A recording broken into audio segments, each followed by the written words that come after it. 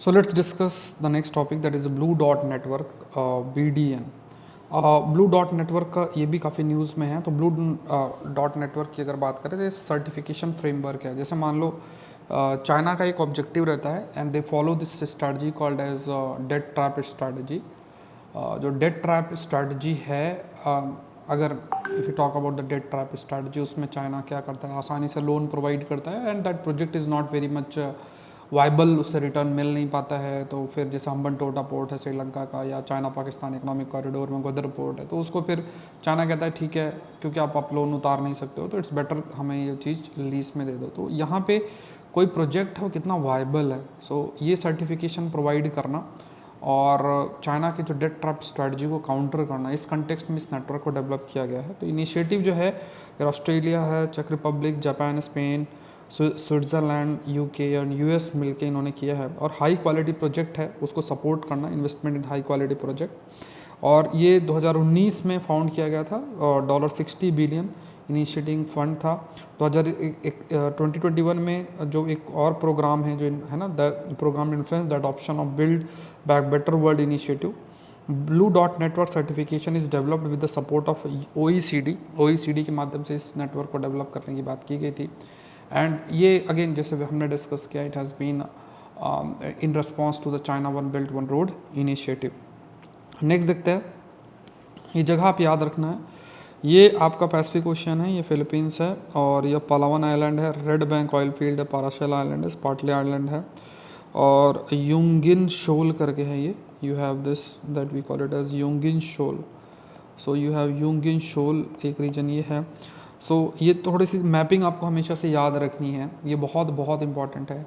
तो ये you can go through the PDF जो मैं आपसे शेयर किया हूँ, अपलोडेड है, तो वो आप ज़रूर से गो थ्रू हों। और जो लोग भी सेशन कभी मान लो यूट्यूब में देखते हैं, इस सेशन को कभी मान लो अपलोड होता है, तो just download Saurabh Pandey CSE app, उस ऐप में भी आपको ये PDF मिल जाएगी।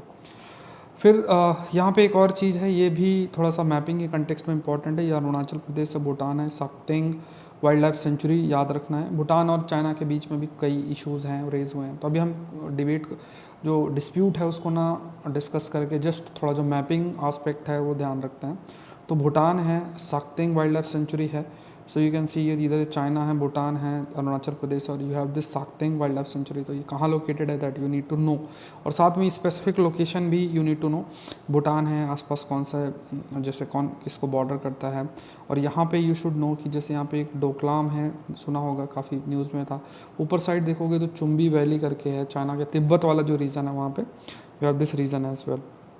फिर कुछ जगह जो भूटान की है वो याद रखना, जैसे पंगदा करके है, डोकलाम एक जगह है, फिर उसके बाद कोलाखरी करके है, बेउल करके है, मेंचुमा करके है, साक्तेंग है। इन सब जगह पे कुछ ना कुछ डिस्प्यूट है, क्योंकि अरुणाचल प्रदेश का कुछ रीजन है उसको भी चाइना क्लेम करता है।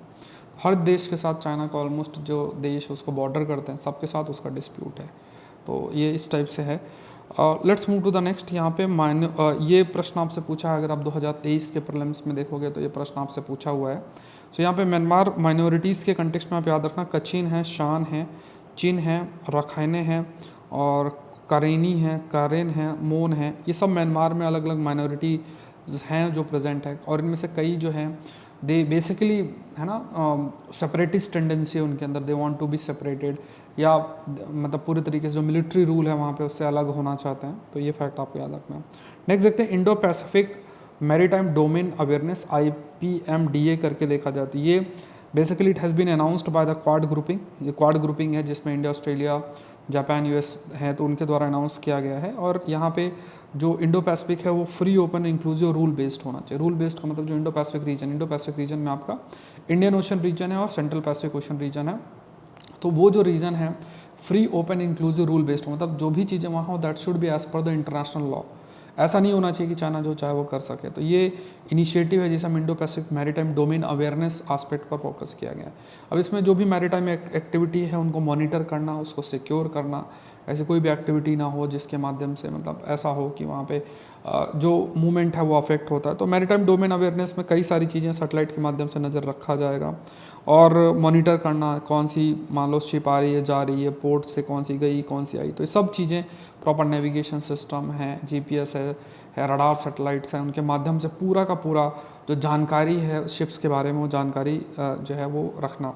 सो ये अनाउंस किया गया था क्वाड ग्रुपिंग के द्वारा, जिसमें इंडिया, ऑस्ट्रेलिया, जापान और यूएस है। टोक्यो समिट जो है अर्ली 2022 के अंदर, जब ये टोक्यो समिट आपकी हुई थी तब इसको अनाउंस किया गया था। और इसमें डार्क शिपिंग है ना, जो डार्क शिपिंग है मतलब है ना, इन द सेंस जो विदाउट परमिशंस और इस टाइप से जो शिप्स मूव कर रहे हैं उनको ट्रैक करना, फास्टर वाइडर और एक मतलब पूरी की पूरी जो रियल टाइम मैरीटाइम एक्टिविटीज़ हो रही हैं उन पर नज़र रखना, और इंडो पैसिफिक रीजन को पूरे तरीके से सेफ रखना, और है ना रूल बेस्ड ऑर्डर हो ऐसा इंश्योर करना।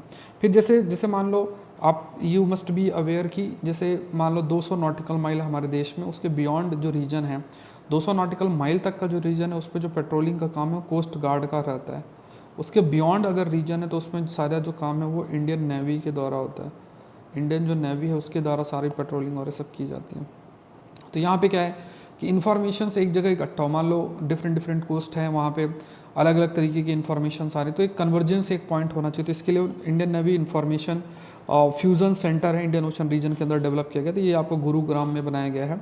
सिंगल पॉइंट सेंटर है जो कि जितने भी कोस्टल रडार चेन नेटवर्क उनको लिंक करेगा, मतलब जितना भी हमारा कोस्टल इलाका 7500 किलोमीटर का है तो उसमें सारे नेटवर्क का जो डेटा एक जगह पे लिंक करना। तो सिंगल पॉइंट सेंटर आपका है, एंड ये मैरीटाइम कम्युनिटी से इंटरेक्ट करना, दूसरे देशों के साथ लिंकेज बना के रखना, और ख़ास तौर से है ना तो कई मतलब एक तरीके से लगातार जो मैरीटाइम इन्फॉर्मेशन है उसको एक्सचेंज करना, समुद्र से रिलेटेड जो इन्फॉर्मेशन है उसको एक्सचेंज करना, जिसमें virtual regional maritime traffic centre, maritime security centre, horn of Africa, मतलब अलग अलग जितने भी समुद्र से रिलेटेड जितनी भी आपकी इंफॉर्मेशन सेंटर्स हैं अलग अलग रीजन्स के साथ, तो उनके साथ एक कम्युनिकेटर इन्फॉर्मेशन शेयर करने का काम ये जो IFSC IOAR के द्वारा किया जाता है।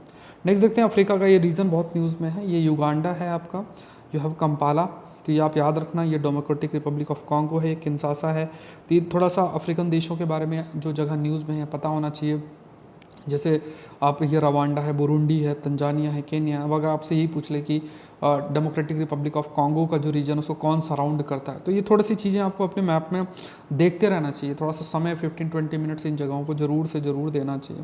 फिर जैसे मान लो यहाँ पे देख लो, ये युगांडा है, रवांडा है, बुरुंडी है, किगाली है, यहाँ लेक विक्टोरिया है, और नॉर्थ कीव करके रीजन है, यहाँ पे कॉन्गो रिवर बहती है, और है ना तो ये रीजन आपको याद रखना है। साउथ कीव रीजन है, यहाँ पे तंगैनिका करके जो लेक है वो आपका फ्लो करती है, तो ये रीजन थोड़ा सा ध्यान में रखना। ऊपर देखोगे तो सूडान का रीजन है, सेंट्रल अफ्रीकन रिपब्लिक है, इधर कॉन्गो रीजन आ जाता है, ये डेमोक्रेटिक रिपब्लिक ऑफ कॉन्गो है, अंगोला है, ये जाम्बिया है। तो अपने एटलस में ज़रूर से ये जो रीजन है इस रीजन को देख के जाना अच्छे तरीके से। मैंने मैप इंक्लूड कर लिया, तो यू कैन रिवाइज, नोट्स के माध्यम से आप रिवाइज कर सकते हो। अब इसमें ये यहाँ पे मतलब क्योंकि डिस्प्यूट आपका चल रहा है, जैसे M20 ग्रुप है, M23 ग्रुप करके है, तो यहाँ पे कुछ ग्रुप्स हैं जिनके बीच में कंटिन्यूस बेसिस में कन्फ्लिक्ट की स्थिति बनी हुई है, तो इस पर हम आगे डिस्कशन करेंगे। तो यहाँ पे मतलब वो हिस्टोरिकल एस्पेक्ट पे नहीं, बट यहाँ पे कई ऐसी ट्राइब्स हुई हैं जिनके बीच में काफ़ी कन्फ्लिक्ट हुआ है, और उस वजह से मतलब इवन जेनोसाइड टाइप स्थिति आपकी हुई, तो वो एक कन्फ्लिक्ट की स्थिति की वजह से यहाँ पे न्यूज़ में है। नेक्स्ट देख लो, ये जो रीजन है यहाँ पे ये मलक्का स्ट्रेट है, ये जो रीजन है ये मलक्का स्ट्रेट है, आपको याद रखना है, this we call it as Malacca Strait, ठीक है। ये सुमात्रा, ये पूछा हुआ है यहाँ पे है ना, यहीं पे Indian Ocean, Andaman Nicobar region है, बॉर्नियो है, जावा है, और ये वियतनाम है। तो ये थोड़े से रीजन्स आपको याद रखने हैं, ये बहुत इंपॉर्टेंट है, इस रीजन को भी आप ध्यान रखना है। यहाँ पे अगर आप देखोगे तो ये स्ट्रेट, इसे लंबोक स्ट्रेट बोलते हैं, इसे सुंडा स्ट्रेट बोलते हैं, इसे मलक्का स्ट्रेट बोलते हैं। ये एक पैसेज होता है, तो ये मलक्का स्ट्रेट है, सुंडा स्ट्रेट है, and you have a Lombok Strait है। ये अलग अलग रीजन्स हैं जो हमें पता होना चाहिए। नेक्स्ट देखो ये सब जगहें न्यूज़ में, जैसे मैंने आपको कहा कि मैपिंग भी IR बेस्ड आ रही है, तो ये IR based mapping again this is a very very important aspect, ध्यान में रखना। तो ये आपका वेस्ट बंगाल है, इधर देखोगे तो बांग्लादेश है, तो ये रूट्स थोड़े से देखना, ये फेवरेट टॉपिक इनका आजकल बना हुआ है। तो ये जैसे रेल लिंक है, इंडो बांग्ला बॉर्डर के अंदर कई रेल लिंक्स हैं, कोलकाता से लेके ढाका से, अगरतला से करीमंग, लुमदिंग ऐसा करके है, फिर गुवाहाटी, फिर आपका है ना, तो ये रेलवे लिंक है जो प्रपोज्ड है, सिंहबाद, उसके बाद राधिकापुर, ऐसा करके कई रीजन्स हैं जो इसके अंदर आपके आते हैं। These are the different regions, है ना, जो लिंक आपके होते हैं। तो इस थोड़ी सी जगहें आप एक बार रीड करके ज़रूर से इस पर आपको जाना है। नेक्स्ट यहाँ पे देखते हैं, यहाँ पे ये पोर्ट आप याद रखना है, मोंगला पोर्ट लोकेटेड है। This is Mongla port. Mongla port ये बांग्लादेश का रीजन है, यहाँ पे लोकेटेड है। ऊपर साइड देखोगे अगरतला है, और चिटागोंग पोर्ट है, ये भी बांग्लादेश का रीजन है, आपको याद रखना है। फिर यहाँ पे एक धावकी करके जगह है, ये भी आपको याद रखना है। और इंडिया और पाकिस्तान बांग्लादेश ने ट्रांजिट एग्रीमेंट भी साइन कर रखे हैं। ट्रांजिट एग्रीमेंट क्योंकि साइन किया हुआ है तो चीज़ें न्यूज़ में, मतलब ये एग्रीमेंट्स की वजह से कुछ जगहें न्यूज़ में रहती हैं। तो जैसे अगरतला याद रखना, श्रीमंतपुर याद रखना, बीबीर बाज़ार याद रखना है, उसके बाद मोंगला पोर्ट है, चितोगम पोर्ट है, ये सब जगहें आपको याद रखना है। सो अगरतला अखौरा रेल लिंक है जो कि इंडिया की नॉर्थ ईस्ट और बांग्लादेश को कनेक्ट करता है। तो इसमें कुछ कनेक्टिविटीज़ भी हैं, जिसमें वेस्ट बंगाल से लेकर धरसना, बेनापोल से लेके पेट्रापोल वेस्ट बंगाल, सिंघाबाद से लेके वेस्ट बंगाल टू रोहनपुर, ये ऊपर सारे डायग्राम्स दिए हैं, देख लेना। राधिकापुर है टू बिरोल है, हल्दीबारी है टू चिलाहाटी करके। तो बस ज़्यादा तो नहीं, बट चांसेस तो कम है पूछने के, लेकिन फिर भी लाइक ये सारी रूट्स हैं, जगहें हैं, कई बार पूछ लेते हैं कि ये रीजन कहाँ लोकेटेड है ऐसा करके। तो एक थोड़ा सा अगर हम गो थ्रू होंगे it will be easy for us to remember. फिर उसके बाद देखो कंबाइंड मैरीटाइम फोर्स है, world largest multinational naval partnership है, इस पर 38 देश हैं। और ये हेडक्वार्टर इसका बहरीन है, with US naval force central command, US 5th fleet combined maritime force, जो इसका इस्टाब्लिशमेंट 2001 में किया गया था। और ख़ास तौर से पायरेसी को रोकने के लिए, मैरीटाइम सिक्योरिटी को रोकने के लिए। तो अभी जो रेड सी रीजन के अंदर, रेड सी का जो इलाका है वहाँ पे जो आपके जो हौतीज़ हैं वो एक्टिवेट हुए थे, तो उस वजह से ये फोर्स एक्टिवेट हो गई थी। तो है ना, तो यूनाइटेड स्टेट्स की जो नेवी एडमिरल है वो कमांडर इसके के रूप में काम करते हैं, and United kingdom royal navy commodore जो है वो डिप्टी कमांडर के रूप में काम करते हैं। तो यहाँ पे कई सारे एरियाज़ पे फोकस किया जाता है, मैरीटाइम लॉस को इम्प्लीमेंट करना, मैरीटाइम इंटरडिक्शन, मैरीटाइम रेस्क्यू, बहुत सारे लेवल पे। और इसमें जैसे क्योंकि हौतीज़ बहुत ज़्यादा अटैक रेड सी रीजन पे कर रहे थे, तो ये कंबाइंड मैरीटाइम फोर्स आपकी न्यूज़ में आ गई, क्योंकि यूएस ने इसको एक्टिवेट आपका किया है। नेक्स्ट देखते हैं कैटालोनिया जगह न्यूज़ में है, तो ये आपको याद रखना है। तो ये स्पेन है, और ये जो रीजन लीडा करके हम बोलते हैं, यहाँ पे बार्सिलोना, स्पेन में कैटालोनिया रीजन लोकेटेड है। फैक्ट याद रखना है। यहाँ पे एक आइलैंड है जिसका नाम बेलेरिक आइलैंड है, ये मेडिटेरेनियन सी रीजन है। वेलेंसिया करके है, अरागोन करके रीजन है, बे ऑफ बिस्के आप याद रखना, पोर्टुगल रीजन है। तो ये कुछ रीजन्स हमेशा याद रखना, थोड़ा थोड़ा अगर डेली बेसिस में इस कंटेंट को गो थ्रू होगे it will be easy for you to remember. ये भी याद रखना, that is Strait of Gibraltar है, मोरक्को और स्पेन के बीच में ये जो located, that is Strait of Gibraltar. Next देखते हैं, फाइनेंशियल एक्शन टास्क फोर्स है, ये इंटरनेशनल वॉच डॉग है, जिसमें मान लो मनी लॉन्ड्रिंग और टेररिस्ट फाइनेंसिंग से रिलेटेड है। इसका एस्टैब्लिशमेंट G7 समिट में 1989 के अंदर पेरिस में हुआ था। और इसमें जैसे मान लो कई आर्थिक सिस्टम होते हैं, फाइनेंशियल सिस्टम होते हैं, जिसमें मान लो जिसके माध्यम से मनी लॉन्ड्रिंग की जाती है, पैसे आना, तो उसको इलीगल मनी को लॉन्ड्रिंग करके कहीं पहुंचाया जाता है, या फिर टेरर फाइनेंसिंग की जाती है। तो उसको कंट्रोल करने के लिए एक ये इंटरनेशनल ग्रुपिंग है। और इसमें जो काफ़ी जैसे 9/11 का अटैक हुआ तो उसके बाद इस बार और अधिक फोकस भी किया गया था। इसमें करंटली 39 मेंबर्स भी हैं, और ये भी आपको याद रखना है। इसमें आपके GCC और यूरोपियन यूनियन भी इंक्लूडेड है। डिसीजन मेकिंग की बात करें तो यहाँ पे ये जनरली थ्राइस है, ये 3 बार मिलते हैं। अब इसमें कई ऑर्गेनाइजेशंस भी हिस्सा लेती हैं, जैसे वर्ल्ड बैंक है ना, सम ऑफिसेस ऑफ यूनाइटेड नेशन, ये भी हिस्सा आपका लेती हैं, ये भी आपको याद रखना है। कई इवेल्युएशन कैरी आउट की जाती है, जैसे मान लो जो भी देश हिस्सा हैं या जो देश हैं वो क्या कदम उठाए जा रहे हैं, जैसे FATF के सर्टेन स्टैंडर्ड्स हैं, क्या उनको फॉलो किया जाता है कि नहीं, तो इसके लिए इवेल्युएशन वो कैरी आउट करते हैं आपस में, और उसमें देशों को ग्रे या ब्लैक लिस्ट में डालते हैं। तो ग्रे लिस्ट में जनरली उन देशों को डाला जाता है जिसमें कुछ स्टैंडर्ड्स होते हैं, जैसे मान लो XYZ काम करना है आपको, जिससे कि मनी लॉन्ड्रिंग को रोका जा सके। तो अगर मतलब उनको इम्प्लीमेंट करने के लिए डायरेक्शन दिया जाता है तो उन देशों को ग्रे लिस्ट में रखा जाता है। और अगर ब्लैक लिस्ट है इट मीन्स व्हाट, वो कंप्लाई नहीं कर रहे हैं, जो भी स्टैंडर्ड्स हैं उनको कंप्लाई नहीं कर रहे, अंडर दैट कंटेक्स्ट उनके खिलाफ फिर जो एक्शन है वो आपका लिया जाता है। क्योंकि अगर ब्लैक लिस्ट में किसी देश को डाल दिया जाता है तो कोई भी फाइनेंशियल इंस्टीट्यूशंस उनके साथ मिलकर काम जो है वो एकदम नहीं करती है। नेक्स्ट देखते हैं, नेक्स्ट जो है ये रीजन आप पूरा गो थ्रू हो जाना, ये सारे रीजन्स हैं, जैसे ये आपका नाइजीरिया है, उसके बाद ये घाना है, बेनिन है, टोगो है, आइवरी कोस्ट है, उसके बाद लिबेरिया है, ठीक है, ये कैमरून है, ये गैबन है, ठीक है, ये सब जगह आपको याद रखना है। उसके बाद इफ विल सी तो आइवरी कोस्ट की बात करें, लिबेरिया की बात करें, तो ये सारी जगह आपको याद रखनी है।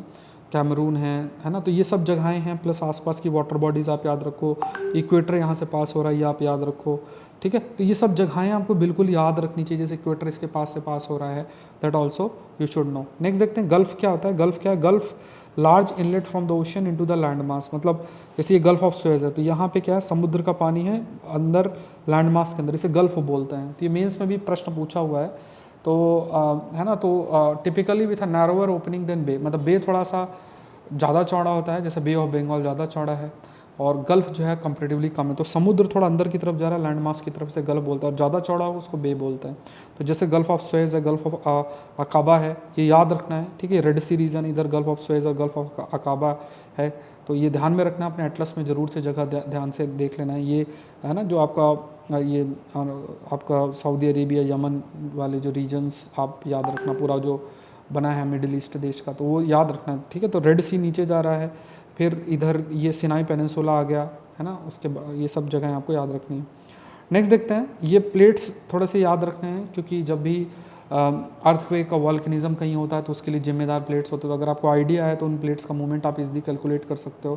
जैसे अफ्रीकन प्लेट है, यूरेशियन प्लेट सभी को पता है, साउथ अमेरिकन प्लेट है, ये छोटी प्लेट्स याद रखते हैं, जैसे नस्का है, कोकोस प्लेट है, जुआन दी फुका प्लेट है, फिलिपीन प्लेट है। तो ये बड़ी प्लेट्स के नाम थोड़ा सा याद रखना, खासतौर से नस्का, कोकोस और जुआन दी फुका प्लेट्स, इनके नाम आपको याद रखना है। और ये स्कोशिया प्लेट भी आपको याद रखना है।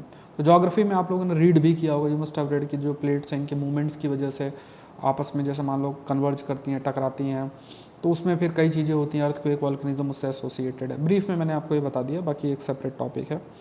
नेक्स्ट देखते हैं यहाँ पे, जैसे कई सारी जगह न्यूज़ में थी, तो ये जो जगह है जैसे ये फिलीपींस है, ये पैसिफिक ओशन है, यहाँ पे एक प्लेट है जिसका नाम है आमूर करके है, और यहाँ चाइना का यांगत्से प्लेट भी है, कैरोलिन प्लेट भी है, सुंडा प्लेट्स भी। तो डिफरेंट प्लेट्स के याद रखना, मरियाना प्लेट्स भी हैं, तो नाम याद रखना। आमूर प्लेट कहाँ लोकेटेड है, ये पैसिफिक ओशन है, ये फिलीपींस का रीजन है। तो उस है ना, तो यहाँ भी कुछ सिस्मिक एक्टिविटी हुई है, क्योंकि रिंग ऑफ फायर का हिस्सा है। तो ये थोड़ी सी प्लेट्स के नाम भी यू शुड नो, आपको पता होना चाहिए। नेक्स्ट देखते हैं, एशिया पैसिफिक इकोनॉमिक कोऑपरेशन की बात करें तो ये 1986 के अंदर इसका 1989 के अंदर इसका गठन आपका किया गया था। और ख़ास तौर से ये जो रीजन आप देख रहे हो, ठीक है, कि मैप मैं थोड़ा सही कर देता हूँ, तो ये जो रीजन आपका आप देख रहे हो ना, जो रीजन है पूरा एशिया पैसिफिक, मतलब पैसिफिक ओशन के अगल बगल के जितने भी देश हैं, जैसे ये और ये रीजन, ये एशिया पैसिफिक के अंदर आ जाते हैं।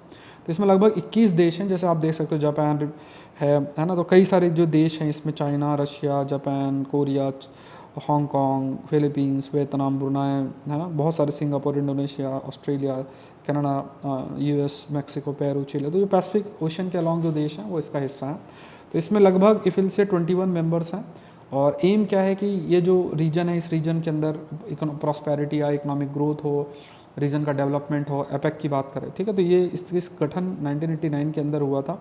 अब इसका एम यही है, goods, services, investment, economic development, ये सारी चीज़ें हैं, ट्रेड को प्रमोट करना, बिजनेस क्लाइमेट्स लेकर आना, ये सब चीज़ें इसका एम आपका है। नेक्स्ट देखो, ये रीजन आपका न्यूज़ में है, ये युगांडा है, अफ्रीका का है, अफ्रीका वाला एटलस में देख लेना। तो ये तंजानिया है, ये तंजानिया रीजन है। यहाँ पे आपके कुछ जैसे लेक कीवू याद रखना, डेमोक्रेटिक रिपब्लिक ऑफ कॉन्गो है ये है, तो लेक कीवू आपको याद रखना है। और यहाँ पे लेक रवेरू करके याद है, ये भी थोड़ा सा याद रखना, ये जगह थोड़ा सा याद रखना, क्योंकि न्यूज़ में भी है ये काफ़ी जगह, इस और क्लैरिटी इस मैप में आ जाएगी। तंजानिया है इधर, ये तंजानिया लोकेटेड, ये बुरुंडी है, ये रवांडा है, रवांडा के अंदर का ये पूरा मैप है। और ये लेक क्यू याद रखना कि जो लेक क्यू है वो रवांडा के वेस्टर्न साइड में लोकेटेड है, ये फैक्ट आपको याद है, क्योंकि रवांडा बहुत ज़्यादा न्यूज़ में, इसलिए इस लेक के बारे में थोड़ा सा आपको आइडिया होना चाहिए। नेक्स्ट देखते हैं, इंटरनेशनल लेबर ऑर्गेनाइजेशन, इसका गठन 1919 के अंदर हुआ था as per the treaty of वर्साइले। और इसका एम क्या है, वही सारी चीज़ें कि जो लेबर से रिलेटेड सर्टेन स्टैंडर्ड्स हैं उनको इम्प्लीमेंट किया जा सके, और इंडिया भी इसका हिस्सा है। इसका जो कॉन्स्टिट्यूशन और ड्राफ्ट किया गया था 1919 के अंदर, और है ना, इसमें मेनली है ना, इसमें कई सारे देश भी इसका हिस्सा हैं, है ना, इंडिया भी इसका हिस्सा है, बस आपको इतना याद रखना है। 11 फंडामेंटल इंस्ट्रूमेंट्स है इसमें, जैसे freedom of association and protection of rights to organise convention, ये कन्वेंशन नंबर 87 है। इसी तरीके से right to organise and collective bargaining, ये नंबर 98 है। फोर्स लेबर कन्वेंशन नंबर 29 है।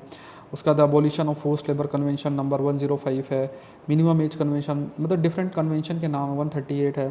Worst form of child labour convention number 182, I think ये पूछा यूपीएससी ने 182 वाला। इक्वल रेम्यूनरेशन कन्वेंशन 90, ये 100th नंबर का है। Discrimination employment and occupation convention number 111 है। तो ये डिफरेंट डिफरेंट कन्वेंशंस हैं। इसमें के अलावा occupational safety health convention number 155 है। Promotional framework for occupational safety 187 है। इसमें 4 गवर्नेंस कन्वेंशंस में labour inspection convention, employment policy convention, labour inspection convention, tripartite convention. तो इसमें देखो सारे तो देखो आपको याद नहीं रहेंगे, बट आपको बस वुमेन चिल्ड्रन से रिलेटेड कुछ कन्वेंशंस याद रखना है, ऑक्यूपेशनल सेफ्टी से रिलेटेड 2-3 कन्वेंशंस याद रखने हैं, वो आपको इतना ध्यान रखना है, ठीक है। नेक्स्ट देखते हैं, ये मैप देख लेना आप लोग। ये जो है यहाँ पे आप याद रखना, ये पोर्ट न्यूज़ में, दैट इज़ पोर्ट डगलस, तो ये आपको याद होना चाहिए, दैट इज़ पोर्ट डगलस, ये इंपॉर्टेंट है, ये है ना। तो ये याद रखना पोर्ट डगलस कहाँ लोकेटेड है, तो it is basically there in Africa, और इसका ये जो हॉर्न टाइप है यहाँ पे लोकेटेड है। फिर आपका ये फिजी हो गया, ऑकलैंड, वेलिंगटन, ये सब जगह हैं, अलग अलग जगहें हैं आपकी। तो पोर्ट डगलस आपको याद रखना है क्योंकि ये न्यूज़ में है, ये जगह आपको याद होना चाहिए। ओवरऑल मैप जो है पूरे विश्व का गो थ्रू होना है। ये जैसे ये वाटर बॉडी मैंने सेपरेट हमने डिस्कस किया, ये वाटर बॉडी याद होना चाहिए। ये वाटर बॉडी जो है आपको याद होना चाहिए, Persian gulf, straight of Hormuz यहाँ पे है, याद होना चाहिए। यहाँ पे गल्फ ऑफ एडन याद रखो, बबल मंदेब याद रखो, ठीक है। ये सब जगहें आपको बिल्कुल याद होनी चाहिए। कौन सी बॉडी है, जैसे रेड सी के अलॉन्ग कौन कौन से देश हैं, है ना, जैसे इजिप्ट, सूडान, ये एरिट्रिया, सऊदी अरेबिया, यमन है, ये सब आपको बिल्कुल बहुत अच्छे तरीके से याद होना चाहिए। और ये कौन कौन से इंडियन ओशन रीजन के अंदर है, Somalia, Kenya, Tanzania, Mozambique, south Africa जो रीजन है, ये देश आपको पूरे याद होने चाहिए। कि जैसे मान लो सुपात्रा जावा करके है, फिर आपका मलक्का स्ट्रेट है, लंबोक स्ट्रेट है, सुंडा स्ट्रेट, लंबोक स्ट्रेट, ये सब आपको बिल्कुल अच्छे तरीके से याद होने चाहिए, ठीक है। That is very important. और नेक्स्ट देखते हैं, ठीक है, नेक्स्ट जो है देखते हैं, तो ये फैक्ट आप याद रखना, सागर अप्रोच जो है आप इतना याद रखना, security and growth for all, ये भारत के द्वारा इंडियन ओशन रीजन से रिलेटेड एक पॉलिसी है जो कि इंडिया ऑप्ट करता है कि सभी की जो समुद्र है वो सभी के विकास के लिए उसका इस्तेमाल जो है वो होना चाहिए। नेक्स्ट देखते हैं लेबनान में आपको, ये जैसे ये लेबनान है, ये आपका सीरिया का रीजन, यहाँ गोलान हाइट है, या सी ऑफ गैलीली करके रीजन लोकेटेड है, ध्यान में रखना, ये सीरिया है, ये मेडिटेरेनियन सी रीजन है। तो देखो मैपिंग आप इतना करके जाना, जब पेपर आएगा तो आप खुद देख लेना कितने सारे क्वेश्चन आएंगे इससे, अगर क्वेश्चन यहाँ से फ्रेम होता है। नेक्स्ट देखते हैं, पेरिस क्लब है, ये पेरिस क्लब जो रीजन है ये basically mostly western creditor countries हैं, और है ना। तो इसमें मतलब ये है कि पेरिस क्लब है कि कई ऐसे देश है जो पैसा देने के लिए तैयार होते हैं। तो ये 1956 में एक मीटिंग अर्जेंटीना में हुई, तो उसमें था कि they will act as a public creditor in Paris, और यहाँ पे ऑफिशियल क्रेडिटर है, जो भी मान लो कोई देश है उसको वो बहुत उधारी में, तो उसको उधार प्रोवाइड मतलब पैसा प्रोवाइड कर देना, ये एक है। तो पेरिस क्लब एक इनफॉर्मल ग्रुप है जो कि रोल क्या है कि एक सोल्यूशन लेकर आना, मान लो किसी की पेमेंट डिफ़िकल्टी फेस कर रहा है तो उसमें सोल्यूशन लेकर आना, और तो डेट की रीशेड्यूलिंग करना, कंसेशन प्रोवाइड करना, तो ये पेरिस क्लब के अंदर आपका इंक्लूड रहता है। तो इसमें डेट ट्रीटमेंट से ये एसोसिएटेड है पेरिस क्लब, ये यूनाइटेड नेशन का हिस्सा नहीं है। इसके main principle solidarity, consensus, sharing information, case by case, conditionality, comparability of the treatment. तो आप बस थोड़े से याद रख लेना, हो सकता है ऐसे पूछ ले क्योंकि पेरिस क्लब काफ़ी न्यूज़ में था कि इनमें से कौन सा जो है वो आपका पेरिस क्लब का प्रिंसिपल आता है। इसका स्थापना 1956 के अंदर हुई थी। नेगोशिएशन जो हुई थी अर्जेंटीना और जो पब्लिक क्रेडिटर्स है जो कि पेरिस में हुई थी, ठीक है। तो इसमें चेयरपर्सन और ये सब भी होते हैं, ठीक है, इतना डिटेल में नहीं जाना है। नेक्स्ट देखते हैं, थीतू आइलैंड जो है, थीतू आइलैंड आपका कहाँ लोकेटेड है, तो ये थोड़ा सा याद रखें, ये थीतू आइलैंड ये यहाँ लोकेटेड इस रीजन पे, ये आपका इंडोनेशिया का रीजन, ये फिलीपींस और यहाँ थीतू आइलैंड है। तो इसे पग ऐसा आइलैंड भी बोलते हैं, स्पार्टले आइलैंड है ना, तो ये ध्यान में रखना है, ये थीतू आइलैंड है, कहाँ कैसे लोकेटेड है, क्योंकि चाइना यहाँ पे अपने प्रेजेंस को इंक्रीज़ करना चाहता है, तो ये साउथ चाइना सी रीजन पे लोकेटेड है, तो ये फैक्ट भी आपको ध्यान में रखना है।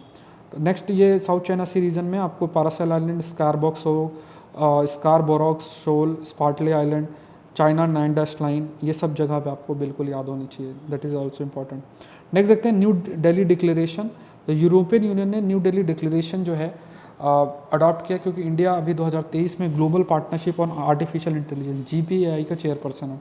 सो इंडिया ने होस्ट किया है, like India is hosting the summit, और वो GPAI का जो ग्रुपिंग है इसको चेयर करेगा 2024 में। और इसमें कई सारी चीज़ें हैं कि जैसे मान लो आर्टिफिशियल इंटेलिजेंस को, मतलब जीपीआई आप याद रखना कि that is related with the artificial intelligence. तो कैसे आर्टिफिशियल इंटेलिजेंस को हम ज़्यादा रिस्पॉन्सिव बनाएं, ट्रस्टवर्दी बनाएं, ऐसा देखना है कि एआई की वजह से डेमोक्रेटिक जो वैल्यूज़ हैं, human rights that are not affected.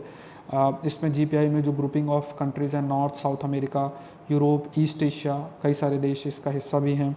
And last जो समिट आपकी जापान के अंदर हुई थी, जो दिल्ली डिक्लेरेशन है, इसमें ख़ास तौर से कि मिस इन्फॉर्मेशन को कैसे दूर किया जाए, है ना, और अनएम्प्लॉयमेंट को कैसे रोका जाए एआई के बेस में अगर जनरेट होता, ट्रांसपेरेंसी कैसे लाई जाए, पर्सनल डेटा कैसे प्रोटेक्ट किया जा सके, इंटेलेक्चुअल प्रॉपर्टी राइट्स को कैसे प्रोटेक्ट किया जा सके, ये सब है। जीपीआई जो है ये इनिशिएटिव है, मल्टी स्टेक होल्डर है, और ख़ास तौर से इसमें एम क्या है कि आर्टिफिशियल इंटेलिजेंस को, क्योंकि बहुत सारी रिसर्च करना, एक रिस्पॉन्सिबल और इथिकल एआई कैसे डेवलप किया जाए, इससे रिलेटेड है। तो इसमें अलग अलग मल्टीपल स्टेक होल्डर्स, सरकार और दूसरे जो स्टेक होल्डर्स हैं वो हिस्सा बन के इसके लिए काम करते हैं।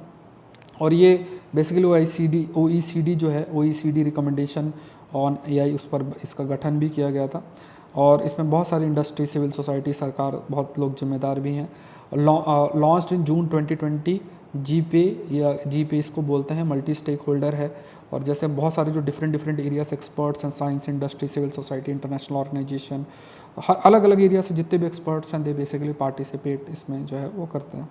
नेक्स्ट देखते हैं इंडिया आइस दुगम, याद रखना दुगम पोर्ट है, दुगम पोर्ट ओमान में लोकेटेड है। ये पोर्ट्स याद रखना, जैसे मोंगला और ये सब जो पोर्ट, मैंने सारे पोर्ट्स ऑलमोस्ट आपको लेक्चर्स में करा दिए। तो पोर्ट ऑफ दुगम आप याद रखना, ये न्यूज़ में है। ये गल्फ ऑफ ओमान है, ओमान के जो राजा हुआ आए थे देश में, इसलिए थोड़ा सा ये एरिया याद होना चाहिए। आपसे ये भी पूछा जा सकता है ओमान को कौन कौन सराउंड करता है, तो यूएई है, सऊदी अरेबिया, यमन है, ये गल्फ ऑफ ओमान है, ये पर्शियन गल्फ रीजन है। तो ये सब रीजन्स आपको पता, ये आपका बेसिकली पोर्ट ऑफ ग्वादर करके भी यहाँ पे लोकेटेड है। तो ये जगह आप याद रखना, ये देश बिल्कुल याद रखना। जैसे ये रेड सी है ना, Bab el Mandeb, Gulf of Aden, ये देश Somalia, Djibouti, Ethiopia, Yemen, Saudi Arabia, Qatar, UAE, Oman, Iran, ये सब देशों के नाम याद रखना है। और वाटर बॉडीज़ के अलॉन्ग कौन किसको सराउंड करता है बिल्कुल याद रखना है। ठीक है, मैंने सारी इमेजेस इस लेक्चर्स में डाल दी हैं, तो आपके लिए आसानी, जिससे कि आपको आसानी बनी रहेगी। तो ये भी हमने कवर कर लिया है ऑलमोस्ट, है ना। तो ये बबल मंदेब स्टेट बिल्कुल याद रखना, क्योंकि देखो ये हाउतीज़ है ना, हाउतीज़, उनकी वजह से जगह न्यूज़ में काफ़ी अटैक जो उन्होंने किया था, उस वजह से जगह न्यूज़ में भी है। ठीक है, यहाँ पे ये हाउती टेरिटरी, ये रीजन हाउती टेरिटरी कहलाती है यमन के अंदर। और ये आप याद रखना, मस्कट यहाँ लोकेटेड है ओमान में, और पोर्ट ऑफ दुकम याद रखना है, और दुबई यूएई के अंदर लोकेटेड है, ये भी आपको याद ही होगा। नेक्स्ट देखते हैं, और ठीक है, यहाँ पे नेक्स्ट जो है कोलंबो सिक्योरिटी कॉन्क्लेव के बारे में देख लेते हैं। कोलंबो सिक्योरिटी, तो ये इंडिया के जो नेशनल सिक्योरिटी एडवाइज़र है, उन्होंने 6th जो मीटिंग हुई थी इसकी, 6th NSA जो मीटिंग हुई थी कोलंबो सिक्योरिटी कॉन्क्लेव की, उसका वो हिस्सा बने थे। और इसमें कई जो आप बस याद रखना कि जो कोलंबो सिक्योरिटी कॉन्क्लेव वो रिलेटेड किससे, वो मैरीटाइम सिक्योरिटी, समुद्री सुरक्षा से रिलेटेड है। एंड इसमें कौन कौन हिस्सा है, तो मॉरिशस है, श्रीलंका है, ठीक है, ये सब इसका हिस्सा हैं। फिर ऑब्जर्वर स्टेटस में इन बांग्लादेश, सेचलीज़ हैं, मालदीव्स जो हैं, ठीक है, तो एब्सेंट थी मालदीव्स जो है वो एब्सेंट था because of the China presence. और ये ऑर्गेनाइजेशन 2011 में आया था। Sri Lanka joining India and Maldives, ठीक है, मतलब श्रीलंका, इंडिया और मालदीव्स, ये जो है इन्होंने मिलकर ट्राइलेटरल मैरीटाइम सिक्योरिटी ग्रुपिंग का गठन जो है वो किया था। अब जो टेंशन इंडिया मालदीव्स के बीच में बिकॉज ऑफ द चाइना, उस वजह से जो है वी कैन से कि मालदीव्स इतना पार्टिसिपेट इसमें उसने नहीं किया है। तो कोलंबो सिक्योरिटी के अंदर जो ये देश आप याद रखो, मेंबर्स में इंडिया, श्रीलंका, मालदीव्स और मॉरिशस है। ऑब्जर्वर स्टेटस बांग्लादेश और सेचलीज, ये फैक्ट याद रखना है। इसका गठन 2011 के अंदर हुआ था। Trilateral Indian ocean maritime security grouping है भारत की, श्रीलंका की और मालदीव्स की, और इसमें मॉरिशस भी एड ऑन है। ठीक है, तो ये आपको ध्यान में रखना है। तो इसमें 5 मेजर पिलर्स हैं इसके, maritime security and safety, terrorism को दूर करना, रेडिकलाइजेशन को दूर करना, है ना, क्राइम्स हैं जो मतलब एक देश से दूसरे देश को अफेक्ट कर सकते हो, क्राइम्स को कैसे दूर कर सकते हैं, साइबर सिक्योरिटी को और स्ट्रॉन्ग करना, असिस्टेंस प्रोवाइड करना अगर डिज़ास्टर की स्थिति आती है। ठीक है, आसियान के ऊपर हमने ऑलरेडी डिस्कस कर रखा है। नेक्स्ट देखते हैं ASEAN India trade in good agreement, AITGA। तो ये जो ASEAN India trade in good agreement है, ये आपका ट्रेड डील है किसके, 10 मेंबर्स ऑफ द आसियान और भारत के बीच में, मतलब आसियान और इंडिया के बीच में ये एक जो है एग्रीमेंट है, ASEAN India trade in good agreement जिसे हम कह रहे हैं। ये ट्रेड डील है 10 members of states of ASEAN and India के बीच में। तो आसियान एंड इंडिया इन्होंने जो एग्रीमेंट साइन किया था, 7th ASEAN economic minister India consultation जो बैंकॉक में हुई थी 2009 के अंदर, तब इसको साइन किया था और 2010 से ये आपका अफेक्ट में आ गया, जिसे हम ASEAN India free trade agreement है ना, इसे कई बार बोला जाता है।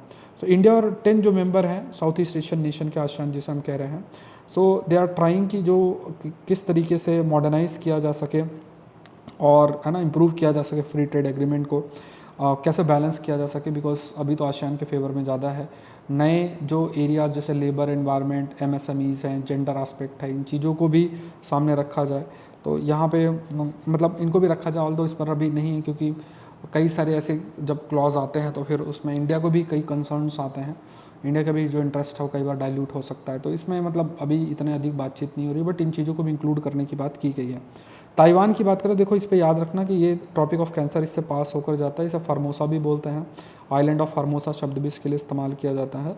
और ये फॉर्म हुआ था from geosyncline. Geosyncline basically sediments होते हैं, ठीक, सेडिमेंट जो मौजूद होते हैं, फिर धीरे धीरे प्रेशर और प्लेट्स के मूवमेंट के बेसिस में यही सेडिमेंट्स आइलैंड्स या फिर माउंटेन्स का फॉर्मेशन करते हैं। सो ये फॉर्मेशन हुआ था इसका यूरेशियन प्लेट और फिलीपीन मोबाइल प्लेट, इनकी वजह से इनका फॉर्मेशन भी हुआ था। तो ये 2 प्लेट्स जो इसमें इन्वॉल्व हैं एंड रिंग ऑफ फायर का हिस्सा है, ये भी आपको याद रखना है। ताइवान के कंटेक्स्ट में थोड़ी चीज़ें आपको आइडिया होना चाहिए। तो ये ताइवान है, इसमें ये ताइवान है, यहाँ पे केटिंग नेशनल पार्क लोकेटेड है। उसके बाद काओसुइंग करके है, सन मून लेक यहाँ लोकेटेड है। तो ये याद रखना, यहाँ पे ताइवान स्टेट जो है ये लोकेटेड है। तो फैक्ट्स आपको ध्यान में रखने हैं। हाउथीज़ के बारे में हमने ऑलरेडी डिस्कस किया है। नेक्स्ट देखते हैं China central economic work conference.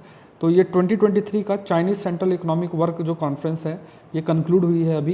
And जैसे जो भी स्थिति है चाइना की इकोनॉमिक कंटेक्स्ट में, उस पर डिस्कशन इसमें हुआ था। इसमें मेनली जो एक्सपोर्ट से डोमेस्टिक डिमांड लेड ग्रोथ की तरफ फोकस करने की बात किया था। मतलब क्योंकि जो चाइना है, तो चाइना के द्वारा जो पॉलिसीज़ हैं उसके कई सारे जो मेजर मार्केट है तो वहाँ पे उसके इतने रिलेशन अच्छे नहीं हैं। तो इस वजह से फोकस यही है कि एक्सपोर्ट के बजाय जो डोमेस्टिक डिमांड है उस पर फोकस करना चाहिए, हाई क्वालिटी प्रोडक्शन पे फोकस करना चाहिए, टेक पर है ना, मतलब जो टेक्नोलॉजी उस पर रिलायंस, सेल्फ रिलायंस लेकर, आत्मनिर्भरता लेकर आना चाहिए, ट्रेड पार्टनर के साथ कोऑपरेट करना चाहिए, ठीक है। उसके बाद है ना, तो ये फोकस आपका किया गया है। उसके बाद like heightened sentiment of protectionism, derisking, the country is now looking inward to boost domestic. तो उन्हें ये है कि जैसे प्रोटेक्शनिस्ट टेंडेंसी जो है मतलब कई देश में जैसे US है और भी यूरोपियन देश है, तो चाइना के प्रोडक्ट के प्रति जो है कई प्रोटेक्शनिस्ट टेंडेंसी भी सामने आई हैं।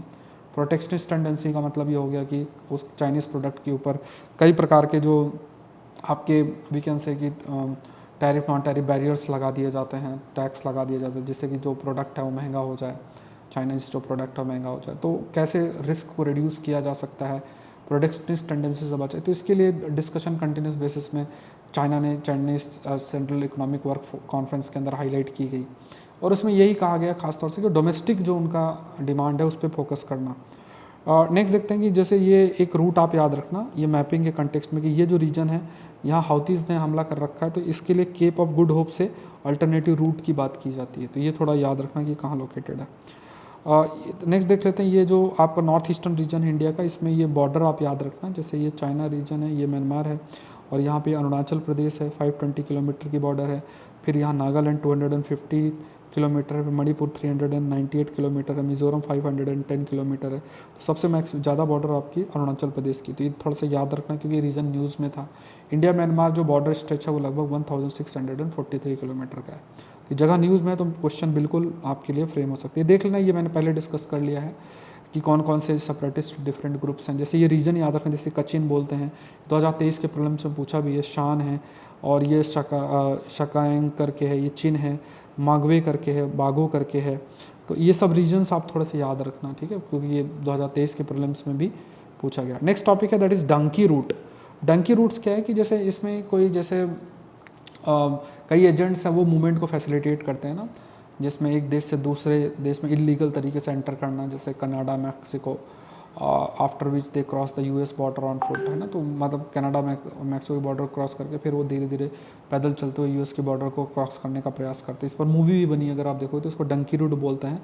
मोस्ट पॉपुलर जो डंकी रूट है उसको Latin America countries like Ecuador, Bolivia और वेनेजुला है ना, जो कि प्रोवाइड करती है visa on arrival for Indian citizens. Ecuador, Bolivia और वेनेजुला ये है ना, तो क्योंकि इंडिया ऑन मतलब उनको वीज़ा मिल जाता है। गुजरात और पंजाब जो है उसमें हाईएस्ट नंबर इलीगल माइग्रेंट्स हैं यूएस के लिए, एंड है ना, तो इस पर क्या रीज़न है ये क्लियर नहीं है। अब इसमें आप याद रखना कि ये जो रीजन आपका ये ग्वाटेमाला है, और है ना, तो ये लोग मूव करते हैं यहाँ से गए टर्की, इस्तांबुल गए, फिर यहाँ से ग्वाटेमाला गए, फिर इस टाइप से यूएस गए, इस टाइप से लोग जाते हैं कई तरीके। नेक्स्ट देखते हैं ब्रिक का expansion, recent case of Argentina. तो ब्रिक के एक्सपेंशन पर हमने पहले भी चर्चा कर ली है। तो अभी जो प्रेसिडेंट थे अर्जेंटीना के, जेवियर मेले करके है, तो ब्रिक्स को लेटर भी भेजा है कि उन्होंने इनविटेशन को बेसिकली अभी उसको रिजेक्ट कर दिया है। तो है ना, तो अभी ब्लॉक में Brazil, Russia, India, China, South Africa ही है, और 6 नए मेंबर्स ऐड ऑन, जैसे हमने स्टार्टिंग में देखा था, जैसे Argentina, Ethiopia, Iran, Saudi Arabia, Egypt और यूएई है। तो ये 1 जनवरी से था, बट ज़्यादा मतलब इनमें से किसी ने भी इसको कन्फर्म नहीं किया है कि हम मेंबर्स बन रहे हैं। तो इन देशों को इंक्लूड करने की बात की गई थी, जैसे साउथ अफ्रीका को 2010 में किया गया था। तो इन देशों को जैसे पूछा जा सकता है कि कौन से देश हैं जिनको इंक्लूड करने की बात की गई है। तो Argentina, Ethiopia, Iran, Saudi Arabia, Egypt and UAE है इसमें। नेक्स्ट देखते हैं ब्रिक्स के ऊपर हमने आईआर के कोर्स में, इंटरनेशनल रिलेशन कोर्स में हमने ऑलरेडी डिस्कस किया है। बेसिक देखना हो तो ये आप लोग देख लेना, मैंने इसमें ऐड कर रखा है, तो आप you can go through it. और नेक्स्ट मैपिंग के कंटेक्स्ट में ही मैपिंग तो देख लेते हैं। मतलब इसमें एक जगह है फ्री मूवमेंट जोन का कंसेप्ट आप याद रखना। फ्री मूवमेंट जोन बेसिकली ये अलॉन्ग इंडिया म्यांमार बॉर्डर है, जिसमें नागालैंड से जो लोग हैं, नागास कल्चरल कंटिन्यूटी को मेंटेन करने के लिए सर्टेन डिस्टेंस तक, लगभग 16 किलोमीटर तक जो लोग हैं विदाउट वीज़ा मूव कर सकते हैं। तो इसको हम फ्री मूवमेंट जोन कहते हैं, और ये इम्प्लीमेंट हुआ है 2018 में as a part of India Act East policy के तहत इसमें किया गया। अब इसमें जैसे इंडिया के म्यांमार बॉर्डर है, जो कि मिज़ोरम, मणिपुर, नागालैंड, अरुणाचल प्रदेश है ना, अरुणाचल प्रदेश इन स्टेट से है, और करंटली जो ये जो रीजन है इनमें आपका फ्री मूवमेंट जोन डिक्लेयर्ड है। ठीक है, ये मैप जो मैंने आपको बताया था। नेक्स्ट ये हमने ऑलरेडी कवर कर लिया है, ये भी we have covered this map also, ये भी हमने मैप कवर्ड किया हुआ है। तो ये मैप मैंने इंक्लूड किया, इन मैप को बार बार आप चाहो तो रिवाइज कर सकते हो, तो दिस इज़ इम्पॉर्टेंट। अच्छा, लेबनान का रीजन न्यूज़ में है, तो ये जो लिटानी रिवर याद रखना है, और हसबानी रिवर याद रखना, लिटानी हसबानी करके आप ये रीजन रिवर का नाम याद रखना। एक ओरोंटेस रिवर याद रखना है, ये रिवर्स के नाम आपको याद रखने चाहिए। ठीक है, क्योंकि जगह अटैक की वजह से काफ़ी न्यूज़ में भी है। ठीक है, बाकी मैप इंक्लूडेड भी है, अलग अलग तरीके के जो मैप है। नेक्स्ट देखोगे ये जो रीजन है जापान का है, और ये क्यूरोशियो करंट है, इफिल सी, ये फिलिपीन सी है, क्यूरोशियो करंट है, ये येलो सी है, जापान सी है। तो ये करंट है, ओशनिक करंट्स आप एनसीईआरटी में भी पढ़ा होगा या जीसी लियांग में भी पढ़ा होगा, तो वो गो थ्रू होना जोग्राफिकली इंपॉर्टेंट है। इक्वेटर देखो किन से पास होता है, प्राइम मेरिडियन कहाँ से पास होता है, ट्रॉपिक ऑफ कैंसर किससे, कैप्रिकॉर्न से, किन देश से पास होता है, तो ये 2 गो थ्रू हो जाना है। जैसे ये कौन सी लेक है, लेक विक्टोरिया है, जहाँ से इक्वेटर पास होकर जाता है। ठीक है, एक रिवर भी यहाँ पे जहाँ पे ट्रॉपिक ऑफ कैप्रिकॉर्न उसको 2 बार क्रॉस होती है, जम्बेजी या लिम्पोपो नाम से कोई रिवर है, देख लेना, चेक करना इसको। तो ये थोड़े से आपको गो थ्रू होने हैं मैप से, है ना, अपने एटलस के माध्यम से ये बेसिक चीज़ें आपको बिल्कुल याद होना चाहिए। नेक्स्ट देखो ये देश न्यूज़ में गाम्बिया, तो गाम्बिया कहाँ लोकेटेड है, वेस्टर्न अफ्रीकन रीजन के अंदर ये लोकेटेड है, और ये गाम्बिया का थोड़ा सा जूम्ड फॉर्म है। यहाँ गाम्बिया रिवर बहती है, और एक और रिवर बहती है जिसका नाम है कासा मैंके रिवर भी बोलते हैं, और यहाँ पे Kiang West National Park located है। ये फैक्ट आपको याद रखना है। ठीक है, दिस इज़ इंपॉर्टेंट। अफ्रीका का पूरा मैप है, आप अपने एटलस से भी चाहे तो देख सकते हो। अफ्रीका के मैप में थोड़े से जैसे ये रीजन कौन किसको सराउंड करता है बिल्कुल देखना, इस रीजन में देखना, जैसे जो वाटर बॉडीज़ हैं, इंपॉर्टेंट लेक्स हैं, ये गो थ्रू जरूर से हो जाना। तो ये आप एटलस के माध्यम से कर सकते हो, या फिर इस पीडीएफ के माध्यम से भी चाहो कर सकते हो, कौन किसको सराउंड करता है, जैसे रवांडा, बुरुंडी और युगांडा, उसके बाद democratic Republic of Congo reverse हैं, कॉन्गो देश हैं, तो कौन किसको सराउंड करता है वो आपको बिल्कुल आइडिया होना चाहिए। ठीक है, नेक्स्ट देख लेते हैं। ये देखो इंपॉर्टेंट पोर्ट्स याद रखना, यहाँ देखो कोको पोर्ट है, म्यांमार का हिस्सा है, पोर्ट ब्लेयर है, इधर म्यांमार का एक पोर्ट और है, सितवे पोर्ट याद रखना, सितवे कोको याद रखना। उसके बाद Karachi port, Gwadar port, Strait of Hormuz, Gulf of Aden, Seychelles यहाँ लोकेटेड है, और है ना ये जगह आपको याद रखना। हम्बन टोटा पोर्ट यहाँ लोकेटेड है, यहाँ पे सानिया करके जगह है, चाइनीज़ में है ना सबमरीन है, तो ये जगह आपको याद रखनी है। तो ये इंपॉर्टेंट पोर्ट्स बिल्कुल आपके माइंड में क्लियर होने चाहिए, ठीक है। ये Sittwe port, Coco port, Port Blair, ये सब जगहें आपको बिल्कुल एकदम क्लियर होना चाहिए। तो जैसे ईरान में आपका चाबहार पोर्ट है, उसके बाद ओमान है, पोर्ट दुकम है, सेचिलीज़ है एक है, ठीक है। मॉरिशस, मेडागास्कर याद रखना है, रीयूनियन फ्रांस का आइलैंड है। उसके बाद यहाँ पे ये सब मैप में आप देख सकते हो। बाकी मालदीव्स का लोकेशन आपको पता है, Diego Garcia island US UK का है। यहाँ पे ये जो डियो ग्रासिया आइलैंड ये यहाँ लोकेटेड है, ये फैक्ट है, आप याद रखना। बाकी चीज़ें तो आपको याद होना चाहिए। म्यांमार है, सितवे पोर्ट याद रखना है। थाईलैंड, इसके बाद आपका ऑस्ट्रेलिया है, तो ऑस्ट्रेलिया में जॉइंट एक्सरसाइज होती है। मतलब अगर मान लो मैरीटाइम से रिलेटेड कोई प्रश्न आता है ना, मेंस में, प्रीलिम्स में तो नहीं, बट ये डायग्राम आपके लिए बहुत हेल्प करेगा पूरा। और नेक्स्ट देखते हैं cross border adjustment mechanism, short में CBAM बोलते हैं। तो ये किसका है, तो आप याद रखना ये यूरोपियन यूनियन का इनिशिएटिव है। और इसमें इसके तहत ये है कि ये लोग, जैसे इन्होंने कहा है कि कुछ ऐसे एरियाज, मान लो cement, steel, iron, aluminium, fertiliser, electricity किसी दूसरे देश में प्रोड्यूस हो रहा है, तो उसमें ये देखेंगे कि जो प्रोडक्शन के प्रोसेस है उसमें कितना अधिक कार्बन एमिशन हुआ है, और उस बेसिस में मान लो जितना कार्बन एमिशन हुआ है तो उसके बेसिस में वो कुछ ना कुछ जो है उसमें टैक्स इम्पोज करेंगे। तो ये जो मैकेनिज़्म है इसको कार्बन बॉर्डर एडजस्टमेंट मैकेनिज़्म बोला गया। और इनका एम ये है कि हम कार्बन न्यूट्रलिटी रीच करना चाहते हैं हम, क्योंकि हम अपने देश में बहुत सारे स्ट्रिक्ट मेजर्स लेकर आएंगे, और हमारे देश में जो भी इंडस्ट्रीज़ होंगी तो उन्हें तो इम्प्लीमेंट करना पड़ेगा, और इससे उनका जो प्रोडक्ट का कॉस्ट वो बढ़ जाएगा। लेकिन दूसरे देश में जहाँ पे इम्प्लीमेंट नहीं हो रहा है तो वो ऐसे प्रोडक्शन का प्रोसेस रखेंगे जिसमें बहुत अधिक कार्बन एमिशन होगा, और उनका जो कॉस्ट होगा प्रोडक्शन का वो भी कम होगा। तो ऐसा अगर होता रहेगा और ऐसे प्रोडक्ट अगर यूरोप के मार्केट में आते रहेंगे तो यूरोप कभी भी कार्बन न्यूट्रलिटी तक रीच नहीं कर पाएगा। तो इसलिए उन्होंने ये ईजाद किया जिसे कार्बन बॉर्डर एडजस्टमेंट मैकेनिज्म बोलते हैं। अब इसमें नुकसान हमारा यही है कि हमारे जो बहुत सारे प्रोडक्ट्स हैं वहाँ रीच नहीं कर पाएंगे, या जाएंगे भी तो कई प्रकार के डिसएडवांटेज होंगे। नेक्स्ट देखते हैं ग्लोबल सिक्योरिटी इनिशिएटिव। तो यहाँ पे जो ग्लोबल सिक्योरिटी इनिशिएटिव है इसमें कई सारी चीज़ें हाईलाइट की गई हैं 2022 के अंदर। आप देखोगे तो peace and aims to safeguard peace and provide a China led solution to international security challenges, ठीक है। तो बहुत सारी इंटरनेशनल सिक्योरिटी चैलेंजेस उसको मीट करने के लिए चाइना लेड सोल्यूशन होना चाहिए। एक आपका ग्लोबल डेवलपमेंट इनिशिएटिव है 2021 के अंदर। इसमें जो डेवलपिंग कंट्रीज़ हैं वो पॉवर्टी को ख़त्म करना, पब्लिक हेल्थ, रिड्यूस इनइक्वालिटी, तो उस ये एम रखा गया है। मोर देन 50 कंट्रीज़ और इंटरनेशनल ऑर्गेनाइजेशन इसको सपोर्ट किए। फिर एक आपका bold belt and road initiative हमने डिस्कस किया। तो तीनों टर्म्स आपको तीनों टर्म्स याद रखना है। ये चाइना की ग्लोबल इनिशिएटिव्स हैं, ये फैक्ट आपको याद रखना है, ठीक है। तो नेक्स्ट देखते हैं, ये पोर्ट्स थोड़ी सी जगह याद रखना है, ये भी इंपॉर्टेंट है। ये IMEC के कंटेक्स्ट में इंपॉर्टेंट बन जाता है। हाइफा पोर्ट इज़राइल में है।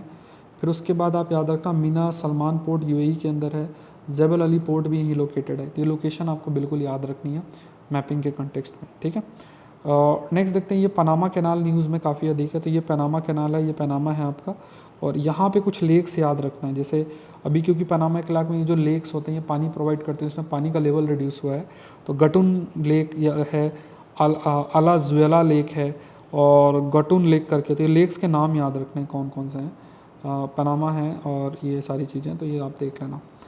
तो ये लेक है जैसा ना, जैसे मान लो पनामा के इलाके ये लेक में पानी होता है। अब धीरे धीरे पानी कम हो रहा है तो शिप का मूवमेंट जो है इससे काफ़ी हद तक अफेक्ट हो रहा है। सो ये एक है। तो ये याद रखना, गटून लेक और लेक आला ज्वेला करके ये कहाँ लोकेटेड है, ये पनामा लेक के अंदर लोकेटेड है। नेक्स्ट आप याद रखना कि ये जो पैसिफिक ओशन है यहाँ पे ओकिनावा करके आइलैंड लोकेटेड है। तो यहाँ पे जैसे ताइवान है, जापान है, और यहाँ ओकिनावा करके आइलैंड है। तो यही सेनकाकू को आई थिंक ये इस नाम से बोला जाता है। नेक्स्ट देखते हैं यहाँ पे इराक के केस में। देखो इराक की जो सिटी एक न्यूज़ में है, एक तो बगदाद तो आपको पता ही है, एरबिल याद रखना है। सीरिया के केस में इडलिब और एलेप्पो याद रखना है, ठीक है। ये जगहें आपको याद रखनी है। ग्रीनलैंड के केस में देखोगे तो बफिन बे याद रखना है, नूक याद रखना है, यहाँ आइसलैंड है, ये फैक्ट आपको याद रखना है।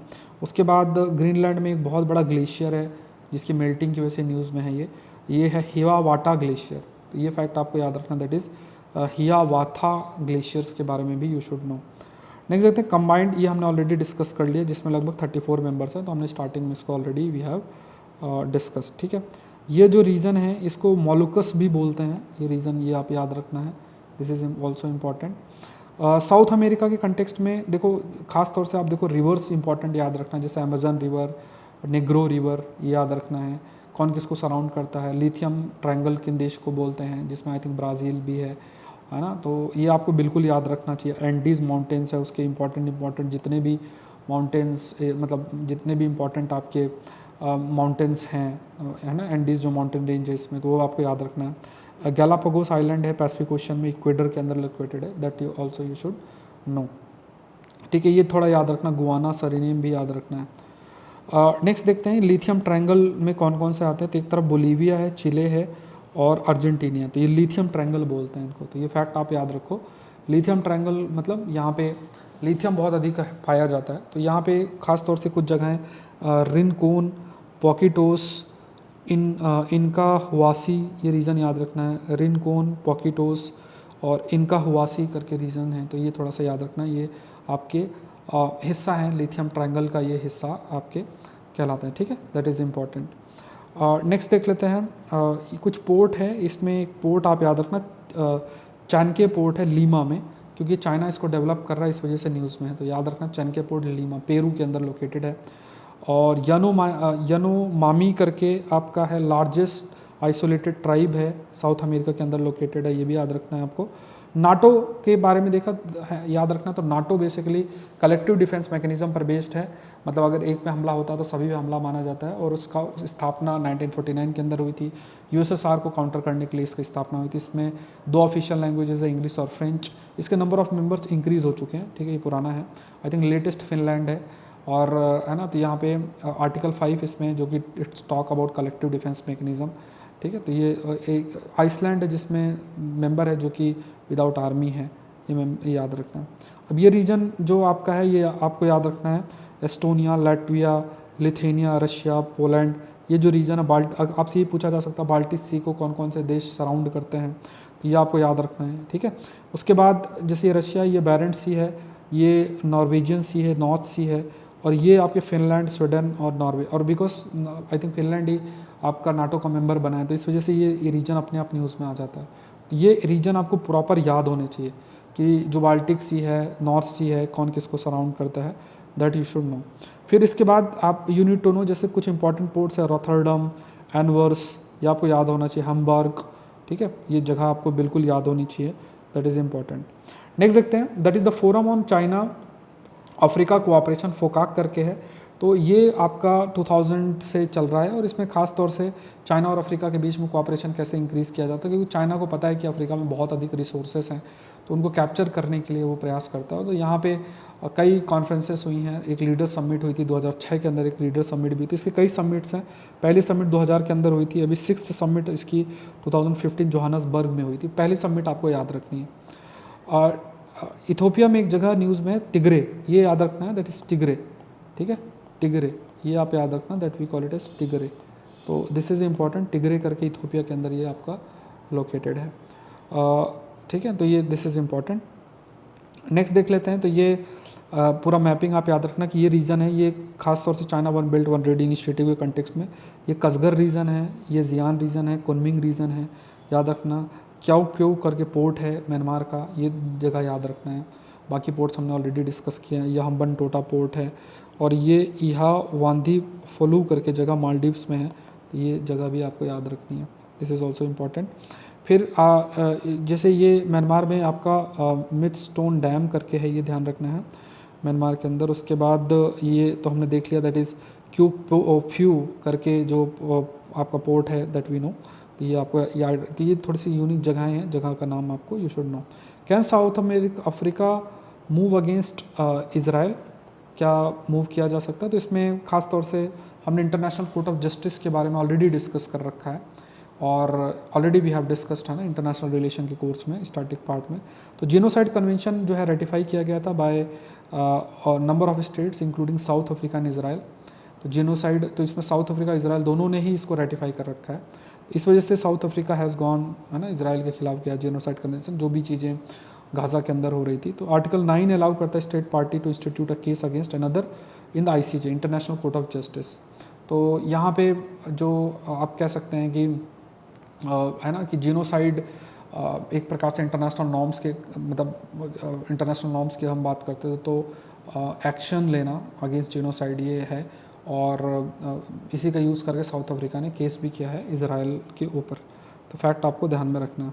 नेक्स्ट देखते हैं, United Nation Relief and Works Agency of Palestine refugees UNRWA specialised UN agency है जो कि प्रोवाइड करती है पैलेस्टीनियन रिफ्यूजीज़ को ह्यूमैनिटेरियन असिस्टेंस से रिलेटेड। इसका गठन 1949 के अंदर हुआ था। फैक्ट आपको ध्यान रखना है। अब क्रिएट क्यों किया गया था, ठीक है, तो क्रिएट तो 1949 के अंदर किया गया था। मेनली जो पैलेस्टीनियंस हैं उनको हेल्थ केयर, एजुकेशन, फूड और ये जो सपोर्ट है वो प्रोवाइड करना है। और ये जो है सेपरेटली काम करता है लाइक जो United nation high commissioner for refugees हैं जो कि 1949 में जिसका गठन हुआ था, तो उससे एकदम अलग होके आपका ये मतलब इट ऑपरेट सेपरेटली। और यूनाइटेड नेशन जो हाई कमिश्नर फॉर रिफ्यूजीज़ है ये टेम्प्रेरी प्रोटेक्शन प्रोवाइड करता है एंड असिस्टेंस रिफ्यूजीज़ के लिए है ना। तो ऑल दो it does not have mandate over Palestinian refugees, तो ये पैलेस्टीनियन रिफ्यूजीज़ पर उसका कोई ऐसा मैंडेट आपका नहीं है। नेक्स्ट देखते हैं, मैकोंग रिवर आप याद रखो, ये इंपॉर्टेंट है। तो यहाँ पे चाइना है, लायोस है और एक कंबोडिया है। यहाँ पे टोनले सैप करके कंबोडिया में लोकेटेड है, वाटर बॉडी है, और ये मैकोंग रिवर आ रही है। तो फैक्ट आपको याद रखना है कौन कहाँ से किन किन देशों से आपका ये रिवर है। तो देखो कंटेंट एक्सट्रैक्ट करके मैंने आपके लिए बना रखा है ये, और इसमें भी बहुत एफर्ट लगा। कहीं भी आप ज्योग्राफी पढ़ोगे तो इस पर आप देखना कि 10-20% भी कहीं कंटेंट कवर्ड नहीं होगा। कई कंपाइलेशन मार्केट में आते हैं, उनसे आप अपना मैपिंग का कंटेंट मैच कर लेना, कहीं इतना कवर्ड नहीं होगा। तो बट अब यहाँ से 10-10, 12-12 प्रश्न आते हैं, तो हमको बिल्कुल इसमें तैयार होना चाहिए, ठीक है। नेक्स्ट देखते हैं, एक टॉपिक है दैट इज़ लुआंग प्रभांग। लुआंग प्रभांग जो है ये एंशंट कैपिटल है, लायोस में है, लोकेटेड है। और यहाँ पे नाम खान रिवर और मैकोंग रिवर जो है उनकी वो साथ में मिलते हैं, और है ना। तो ये बहुत सारे like inhabited for thousands of years, और रॉयल कैपिटल मतलब इस देश का रहा है। Genocide convention first human right treaty जो कि अडॉप्ट की गई थी जनरल असेंबली में यूनाइटेड नेशन में 9 दिसंबर 1948 के अंदर है ना। तो एंड ना we call it as the genocide convention. तो ये जो जेनोसाइड है मतलब एक होता है ना कि नरसंहार, ऐसा आई थिंक ये वर्ड यूज़ होता है। सो लाइक जो जेनोसाइड क्राइम है, अगर मान लो वॉर के टाइम पे या टाइम ऑफ पीस कभी भी होता तो it is considered to be a crime. अब इवन अगर लाइक इसमें नेशनल और इंटरनेशनल लेवल पे देखा जाए तो 1998 का जो रोम स्टैट्यूट है इंटरनेशनल क्रिमिनल कोड जो हमने डिस्कस भी किया है, तो ये अगर कोई भी देश इसको साइन और रेटिफाई रोम स्टैट्यूट कर रखा है तो वो उसमें उस केस में अगर कोई उस देश का लीडर इन्वॉल्व है तो उसके खिलाफ एक्शन जो है वो लिया जा सकता है। तो जो convention it establishes on the state parties जो रोम है ना, तो जेनोसाइड कन्वेंशन की अगर हम बात करें कि जो भी ऐसी चीज़ों में इन्वॉल्व है तो उसके खिलाफ लॉ के माध्यम से या कुछ एक्शन के माध्यम से कोई ना कोई कदम जो है वो उठाना चाहिए। नेक्स्ट देखते हैं इंडियन ओशन कॉन्फ्रेंस। ये आपकी 7th इंडियन ओशन कॉन्फ्रेंस जो है पर्थ में हुई थी। तो ये CDS 2014 के प्रीलिम्स में प्रश्न था, और इसमें थीम है towards stable and sustainable Indian Ocean region. Indian Ocean जो कॉन्फ्रेंस है इसमें जो देश हैं इंडियन ओशन के अलॉन्ग, तो उन मतलब वो देश उन्होंने पार्टिसिपेट भी किया था, और ये ऑर्गेनाइज़ किया जाता है annually by Ministry of External Affair in India Foundation के साथ मिलके। कॉन्फ्रेंस जो है इसमें Department of Foreign Affairs and Trade, Government of Australia, उसके बाद C Raj Ratnam School of International Study Singapore, Perth US Asia Centre Australia, ये सब पार्टिसिपेट करते हैं। और इसमें स्टेबल और सस्टेनेबल इंडियन ओशन रीजन को मतलब कैसे लेकर आया जाए इस पर फोकस किया गया है। 2016 में इसकी स्टार्टिंग हुई थी सिंगापुर के अंदर, और इंडियन ओशन जो कॉन्फ्रेंस है इसने एक इंपॉर्टेंट रोल प्ले किया कि मैं जो अलग अलग देश हैं जैसे अभी हमने डिस्कस किया, तो मैरीटाइम समुद्री लेवल पे कैसे अपने साथ में काम कर सकते हैं, जो अपनी वैल्यू सिस्टम उसको कैसे एक्सचेंज कर सकते हैं। जैसे मान लो security and growth for all, ये वैल्यू सिस्टम हम फॉलो करते हैं इंडियन ओशन रीजन में, तो उसको कैसे डिसेमिनेट कर सकते हैं उस वैल्यू सिस्टम को। तो 7th इंडियन ओशन कॉन्फ्रेंस जो है वो स्टेबिलिटी और सस्टेनेबिलिटी कैसे इंडियन ओशन रीजन में लेकर आया जाए उस पर फोकस आपका किया गया है। नेक्स्ट देखते हैं G20 के ऊपर। तो इसकी थोड़ी सी चीज़ें याद रखना। G20 new Delhi leaders declaration, 1 अर्थ 1 फैमिली 1 फ्यूचर, ये फैक्ट याद रखना है। उसके बाद इसके थीम्स देखना कि जिन एरियाज़ में इसने फोकस किया, CDS में भी प्रश्न है। सस्टेनेबल और मतलब बैलेंस्ड इकोनॉमिक ग्रोथ पे है, सस्टेनेबल डेवलपमेंट गोल्स पे है, green development pact sustainable future पे फोकस आपका किया गया, सर्कुलर इकोनॉमी पे फोकस किया गया है। इसमें जो जो शब्द है ना ये सब पे प्रश्न बन सकता है, मेंस में प्रश्न बन सकते हैं। तो ये G20 की जो बुकलेट है ना इसमें मेंस के लिए बहुत इंपॉर्टेंट है, देखना इससे बहुत प्रश्न आएगा। देखो इसमें plastic pollution, financing cities of tomorrow, ये सब चीज़ें बहुत बहुत इंपॉर्टेंट है। ठीक है। इस पर प्रीलिम्स में भी कुछ एरिया से प्रश्न बना सकते हैं। मल्टीलेटरल इंस्टीट्यूशंस पे फोकस्ड है। उसके बाद डिजिटल पब्लिक इंफ्रास्ट्रक्चर को कैसे इंप्रूव किया जा सकता है, जैसे क्रिप्टो एसेट है, सेंट्रल बैंक डिजिटल करेंसी है, ये सब चीज़ें हैं। उसका gender equality, all women and girls, ये भी फोकस आपका किया गया है, ठीक है। Driving gender inclusive and climate action, इस पर भी है ना। Securing women's food security, nutrition, wellbeing, इस पर फोकस किया। एम्पावरमेंट ऑफ वुमेन, इस पर भी जो है आपका फोकस किया गया है, ठीक है। तो दिस इज़ इम्पॉर्टेंट, इसमें बिल्कुल प्रश्न आपके लिए, इवन जो चीज़ें इसमें डिस्कस्ड है ना, उस पर भी प्रश्न आपके लिए प्रश्न जो है वो फ्रेम हो सकता है, ठीक है। This is important. तो यहाँ पे है ना, तो यहाँ पे जैसे gender equality and empowering all women and girls, enhancing social economic and social empowerment पे फोकस करना, ये सब चीज़ों पे फोकस किया गया। नेक्स्ट देख लो, ये जो देश है जैसे अज़रबैजान है, आर्मेनिया है, नागोर्नो कराबाख रीजन भी याद रखना है, ये जॉर्जिया, रशिया इसको सराउंड करती है, ईरान है। तो सेंट्रल एशिया के अलॉन्ग के जो रीजन्स हैं वो भी आपको आइडिया होना चाहिए, पता होना चाहिए, दिस इज़ इम्पॉर्टेंट। फिर ये वाटर बॉडीज़ हैं, जैसे आपके यहाँ एजियन सी है, एड्रियाटिक सी है, ये रोमानिया है, ये ब्लैक सी है, और ये जैसे है ना ये देश हैं, इनकी थोड़ा सा आइडिया रखना चाहिए। Hungary, Croatia, Bosnia, Montenegro, Kosovo, ठीक है। तो अब है ना बल्गारिया, मैसिडोनिया, ये ध्यान में रखना है, ये देश भी आपको याद रखना है वाटर बॉडीज़ के अलॉन्ग। सजगन एग्रीमेंट है, ये एक ऐसा अरेंजमेंट है जिसमें मान लो टाउन है सजगन लक्समबर्ग में, यूरोपियन कंट्रीज़ के कंटेक्स्ट में, जिसमें सजगन वीज़ा अगर किसी को मिलता है तो जितने भी यूरोपियन यूनियन देश हैं उन सभी में घूम सकते हैं। तो ये सजगन एग्रीमेंट इसी चीज़ से रिलेटेड है, और उस एरिया को ओवरऑल सजगन एरिया बोलते हैं। तो कभी भी आप यू में घूमने जाओगे ना, तो उसमें सजगन अगर आपको वीज़ा मिलता है तो आप सारे जितने भी देश हैं उन पर घूम सकते हो जो यूरोपियन यूनियन का हिस्सा है। नेक्स्ट देखते हैं, ये रीज़न याद रखना जो आपका कैरेबियन सी रीजन है, ये पनामा कैनाल पर हमने डिस्कशन कर लिया है। वेनेजुला है, गुआना है, और उसका ये ब्राज़ील है, French Guinea, France, Trinidad and tobacco, और पेट्रा रिको, डोमिनिकन रिपब्लिक, ये हैती है, क्यूबा है। तो ये कैरेबियन सी रीजन है, अटलांटिक ओशन रीजन है। तो ये थोड़ी सी जगहें आपको बिल्कुल याद रखनी है। नेक्स्ट रेजिना डायलॉग, आपका रेजिना डायलॉग इंडिया के फ्लैगशिप कॉन्फ्रेंस जो जियो पॉलिटिक्स और इन सब में होती है। 9th एडिशन आपका अभी हुआ था 2024 में, इसमें इंडियन प्राइम मिनिस्टर भी प्रेजेंट थे, और इसमें आपके प्राइम मिनिस्टर ऑफ हेनलिक रिपब्लिक ग्रीस ही मिस्टर कैरियोकोस मित्सोताकीस जो हैं, उन्होंने इसका हिस्सा भी बने थे, लाइक है ना चीफ गेस्ट के रूप में। तो 9th रेजिना डायलॉग है, इसमें कई रिप्रेजेंटेटिव थे, लगभग 100 कंट्रीज से अलग अलग जो लेवल पे जो है उन्होंने पार्टिसिपेट किया। थीम इस बार की थी Chaturang, conflict, contest and cooperate and create.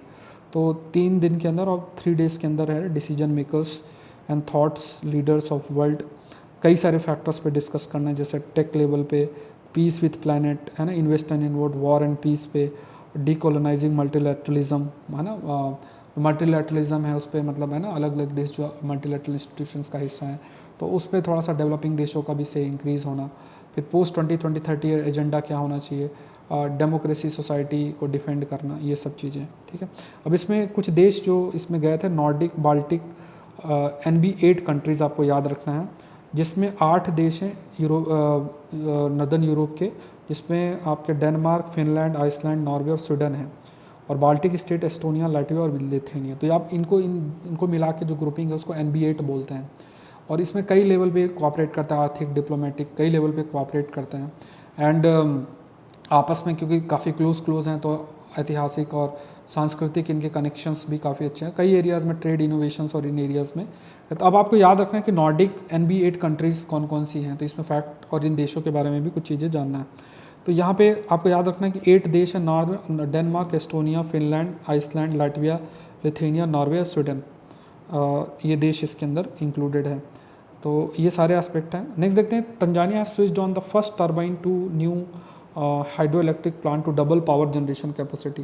तो तंजानिया ने क्या किया है कि जो हाइड्रो इलेक्ट्रिक प्लांट है उसको है ना लाइक जो है उसको स्विच किया, मतलब ऑन किया है, जिससे कि हाइड्रो इलेक्ट्रिक प्रोजेक्ट मतलब it want to increase the electricity production को इंक्रीज़ करना चाहता है। तो इसमें जो रिवर है और यहाँ पे एक सेलोस गेम रिज़र्व है, इससे काफ़ी जो एक प्रकार से जो रिज़र्व फॉरेस्ट रिज़र्व है ये काफ़ी अधिक अफेक्ट होगा। तो आपको याद रखना सिलोस गेम रिज़र्व कहाँ लोकेटेड है, ये दैट इज़ लोकेटेड इन ये लोकेटेड कहाँ पे है, दैट इज़ इन तंजानिया। तो यहाँ पे ये जो रिज़र्व है एक बहुत महत्वपूर्ण रोल भी है। लार्जेस्ट प्रोटेक्टेड एरिया अफ्रीका के अंदर है, सिग्निफिकेंट है ना, काफ़ी अधिक यहाँ जैसे एलिफेंट, ब्लैक राइनोज, चीता और ये सब भी यहाँ पे पाए जाते हैं। तो सेलस गेम रिजर्व अभी न्यूज़ में भी है, अब इसे रीनेम किया गया है, दैट इज़ नायरेर नेशनल पार्क के नाम से भी इसको जाना जाता है। सदर्न तंजानिया रीजन के अंदर ये लोकेटेड है। यूनेस्को वर्ल्ड हेरिटेज साइट के रूप में इसको डिक्लेयर किया गया था 1982 के अंदर, ठीक है। तो ये ध्यान में रखना है। तो मैंने प्रयास किया है कि सारे जितने भी मैपिंग आईआर बेस्ड टॉपिक्स का को कवर करना। स्टैटिक पार्ट अगर आपको आईआर का कवर करना तो आईआर का सेपरेट कोर्स है, तो उसको आप लोग ज्वाइन कर सकते हैं। फिर एग्रीकल्चर फॉर जीएस है, उसको मिस नहीं करना है, ठीक है। तो आई होप ये कोर्स आपके लिए बहुत हेल्पफुल रहा होगा। और भी चीज़ें अभी आएंगे तो हम लोग उसको डिस्कस करते रहेंगे। Thank you everyone, thank you.